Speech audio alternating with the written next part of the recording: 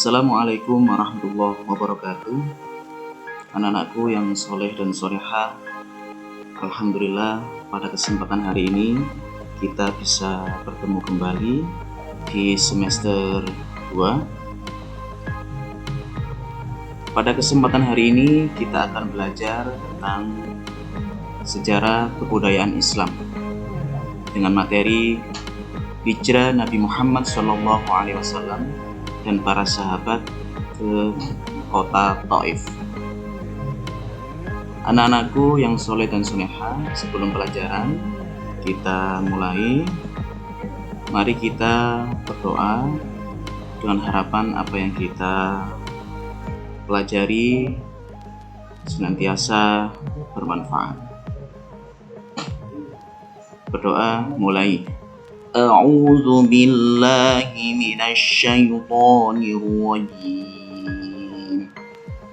Bismillahirrahmanirrahim.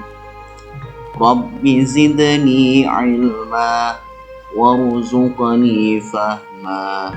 Amin ya rabbal alamin. Baik anak-anak, hijrah Nabi Muhammad SAW dan para sahabat ke Taif. Sudah pernah kita singgung bersama, pengertian hijrah adalah perpindahan dari suatu daerah ke daerah lain karena alasan tertentu.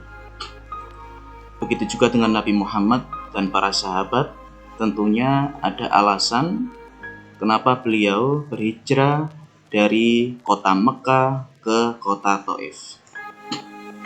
Nabi Muhammad SAW hijrah ke Taif setelah Khadijah, istri Rasulullah, dan Abu Thalib, paman Rasulullah, itu wafat.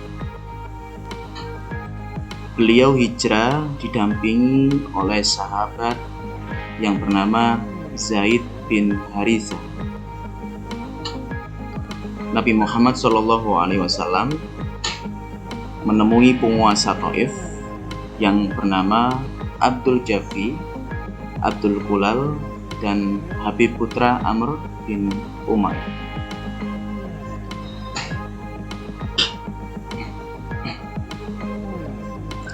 Sebab-sebab Rasulullah dan sahabat hijrah. Yang pertama, meningkatnya tekanan kaum kafir Quraisy terhadap dakwah Nabi Muhammad SAW setelah meninggalnya Khadijah, istri Rasulullah, dan Abu Thalib, paman Rasulullah. Karena selama ini beliau selalu dihormati oleh kaum kafir Quraisy ketika istri Rasulullah Khadijah dan paman Rasulullah Abu Thalib itu masih ada. Karena pengaruh Khadijah dan Abu Thalib begitu luar biasa di masyarakat kafir Quraisy. Yang kedua, sebab-sebab hijrah, yaitu meneruskan dakwah Islam di daerah yang baru. Yang ketiga, mencari dukungan orang-orang Taif terhadap dakwah Nabi Muhammad SAW.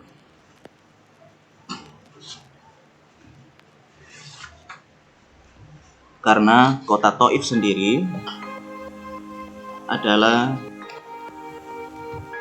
berada di jalur perdagangan menuju Makkah, sehingga Nabi Muhammad SAW berharap bisa berdakwah kepada orang-orang Mekah yang melewati Taif. Karena juga orang Taif itu selama itu tidak pernah memerangi Nabi Muhammad SAW. Itulah sebab-sebab diantaranya Taif itu dipilih oleh Rasulullah sebagai tempat hijrah untuk meneruskan dakwah Islam selanjutnya.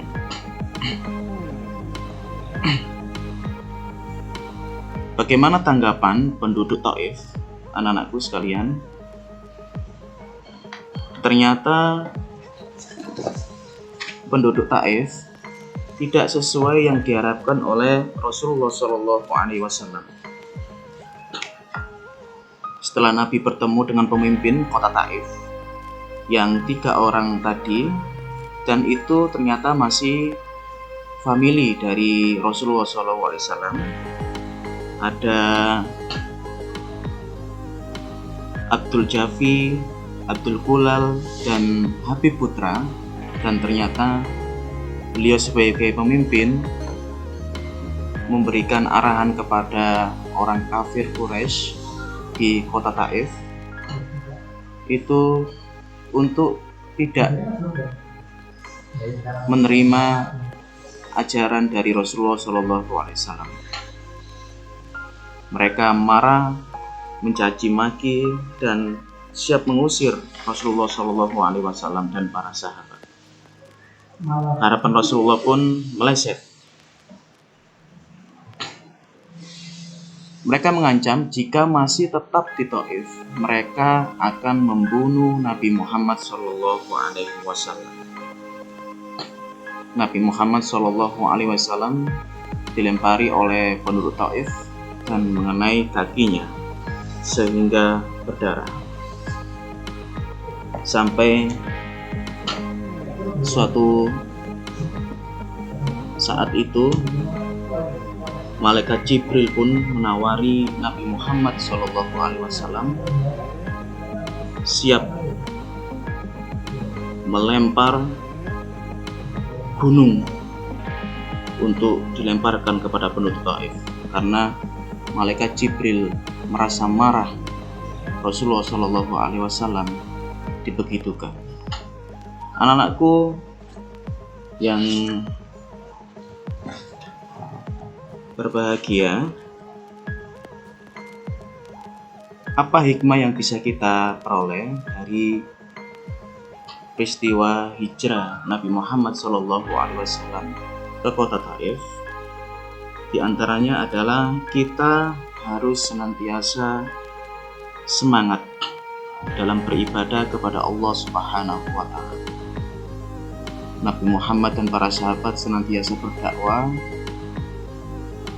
menyebarkan agama Islam walaupun mereka sering dianiaya dan ditanggapi yang tidak baik. Kita pun sama, tidak boleh malas dalam melaksanakan sholat, belajar, mengaji, dan lain sebagainya.